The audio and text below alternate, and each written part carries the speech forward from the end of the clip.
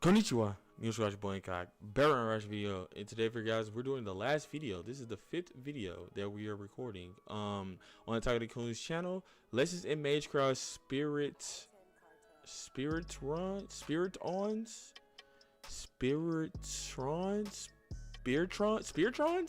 Either Spiritrons or Spiritrons. I think Spiritrons. I think I say Spiritrons. We'll see. Obviously, you don't say it in the video anyway. Anyway, guys, link will be right down below as usual for OTAKUDAIKUN. It'll be added in the title as well. You know, if you guys want to see the original video, yeah. So, yeah, it's one of his newest videos. I think he just made about 3-4 days ago, something like that. So yeah, we're getting around to finally recording it. Like I say, this is probably gonna be the last one we're gonna actually get out. So it's probably come out, I'll say 2 weeks from now, me recording, because I'm usually get like 2 to 3 uploads, really 2 uploads in a week done. So, and I got 5. This will be my 5th one in total. So you guys will see it's probably in 2 weeks from now. So yeah.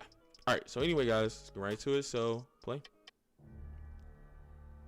I presume you're here in order to learn of Magecraft.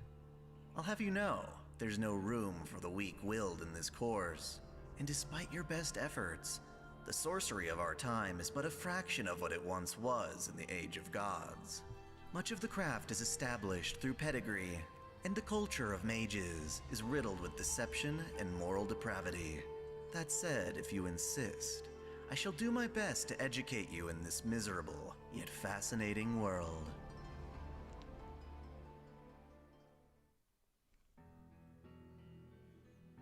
In our previous lesson, we went over a much more natural aspect of our world, focusing on phantasmal species that dominated in the Age of Gods. In contrast, today we will be looking toward the future for innovations of Magecraft.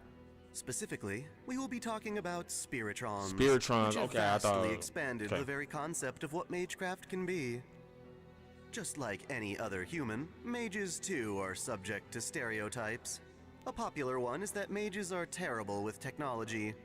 While they may excel with building and utilizing mystic codes, it is true that traditional mages struggle with more contemporary technology. That said, there is no rule stating that mages cannot embrace new ideas. In fact, one could argue such an open mind is absolutely essential for the modern mage. After all, mystery is in decline, and has been ever since the gods departed our world in response to our reliance on science. Thus, to assume all mages are quaint and stubborn like that would be the pinnacle of ignorance. Groups such as the Atlas Institute and Chaldea Security Organization prove that Magecraft goes hand in hand with technological prowess. Solomon. On the forefront of this innovation is Spiritron technology, which is essentially a fresh perspective on a classic element, the soul. Living beings are comprised of 3 main aspects: the body, mind, and soul. Of these, the soul is arguably the most important aspect for being a record of the body, and even containing a mage's magic circuits. In that regard, the body is merely a material terminal for the soul. Even with the loss of the body, so long as a person's soul remains, their very being can be restored through the records of their soul, assuming another body is procured. After all, for as eternal as the soul can be, it cannot remain in the material world without a body to contain it. Right, you need a soul, needs a body. Vessel, souls inevitably return to the root whence they came. Right. When a soul is still present in our world, it can be physically detected as a set of quantum particles called Spiritrons. Mages willing to embrace scientific knowledge and technology have been able to use Spiritrons in ways that greatly expand human potential. Most commonly, Spiritrons can be projected into interfaces such as computers, and thanks to Chaldea's ray shift system, into other time periods, effectively allowing humans to travel back in time. Oh, that's how you travel back in time at FGO. Called pseudo-Spiritrons, can be thought of as packets of data, information stored about a person's consciousness and genetics.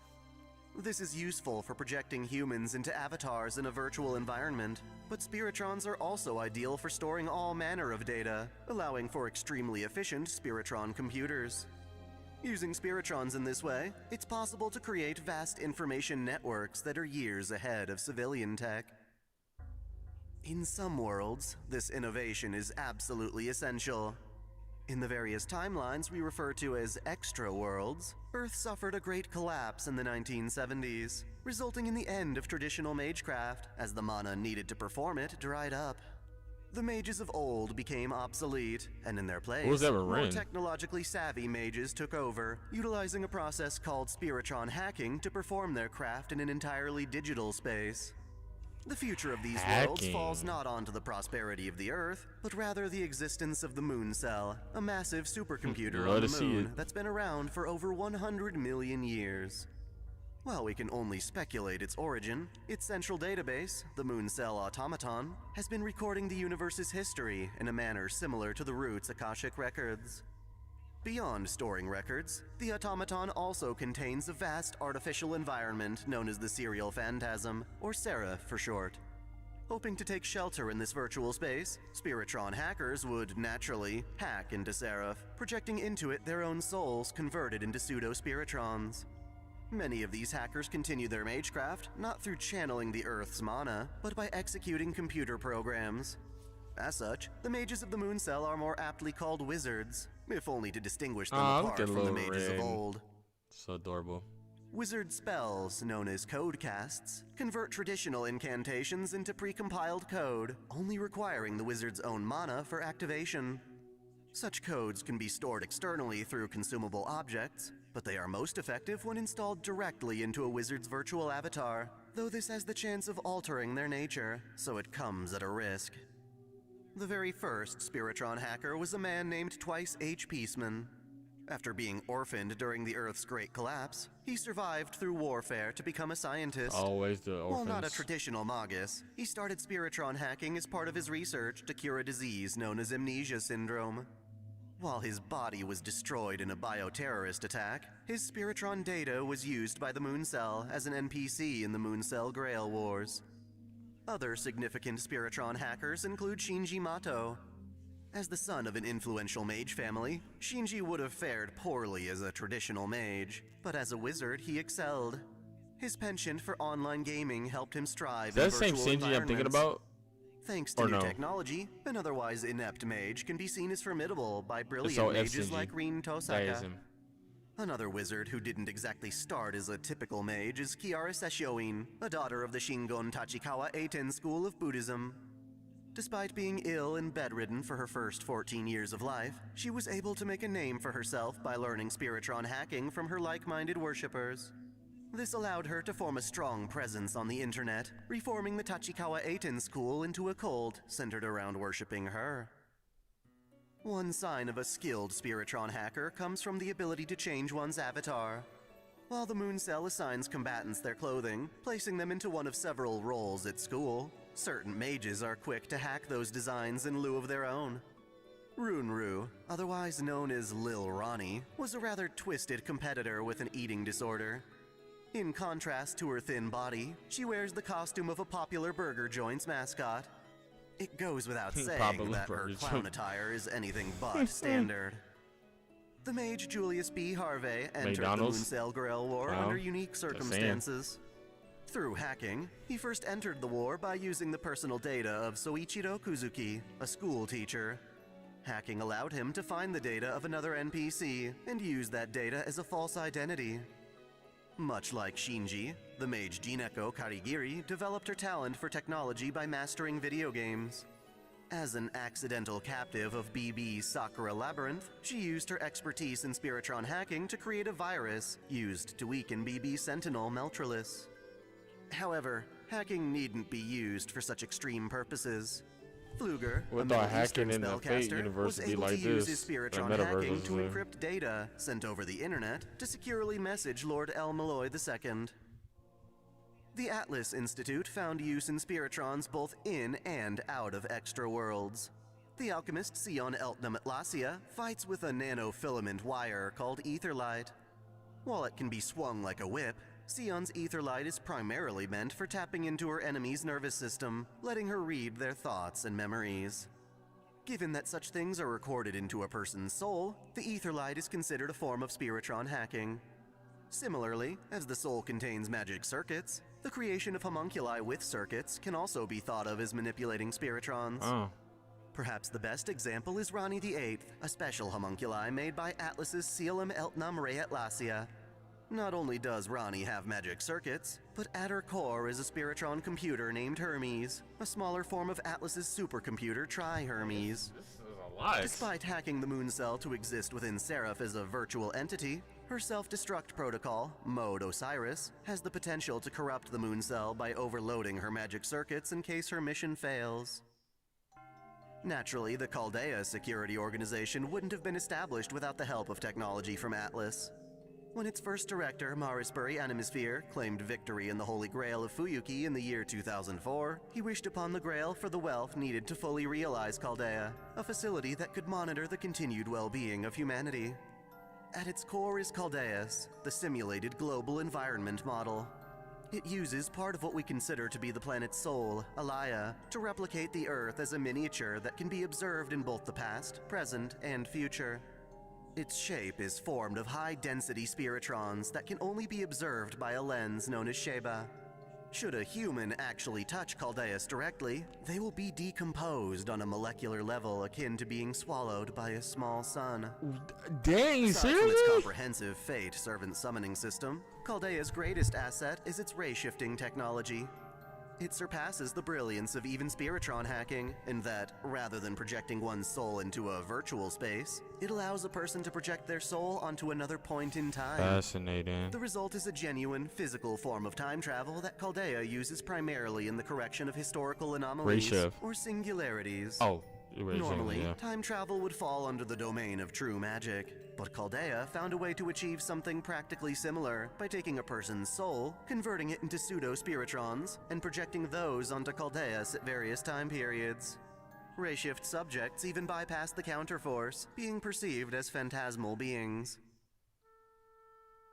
Even so, rayshifting is incredibly dangerous, and requires the soul be able to verify its existence through quantum observation. Certain rayshift candidates are more compatible with this process than others, and to ensure this process even further, Chaldea uses machines called Klein coffins, which can shut down in an emergency, preserving a master's vitals through cryogenic freezing.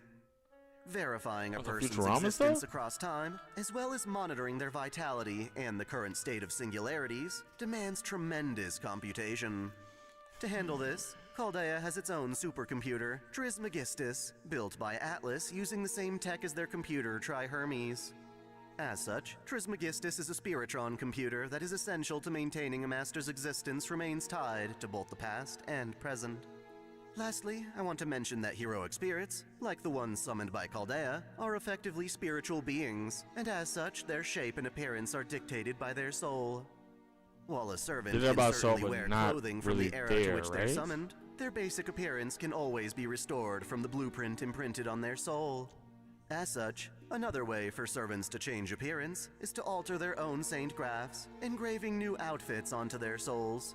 Such costume changes are classified as Spiritron dresses, and often accompany a servant as they attempt to redefine or explore certain aspects of their legend or personality.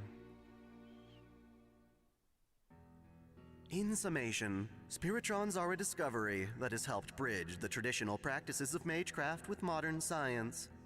By acknowledging these quantum particles of the soul, mages can alter or project themselves into various times and places. For many, this means learning to access the moon cell as a Spiritron hacker, a wizard that performs through Seraph's virtual reality. Compared to traditional Magecraft, hackers don't necessarily require the greatest magic circuits, which is a tremendous advantage should the Earth's mana deplete. In some cases, the very future of humanity depends on Spiritron technology. Chaldea, for instance, uses Spiritrons to essentially perform time travel, a phenomenon needed to resolve singularities that risk sending the human order into chaos.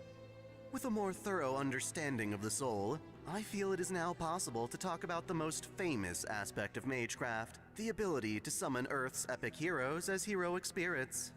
Thus, for our next lesson, I will finally discuss the true nature of servants, not exclusively as familiars, but as the protectors of humanity. Okay, that's gonna be interesting. That's gonna be interesting. I can't wait to watch that one. Thanks for watching. Like the actual like understanding of why servants are servants and what they do and why they do what they do.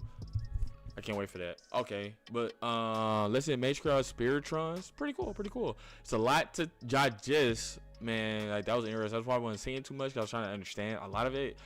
I understand a little bit of it, but not all that. But that's why you watch the video, so you can learn more. But anyway, like, subscribe on the video. Boy, talk about here.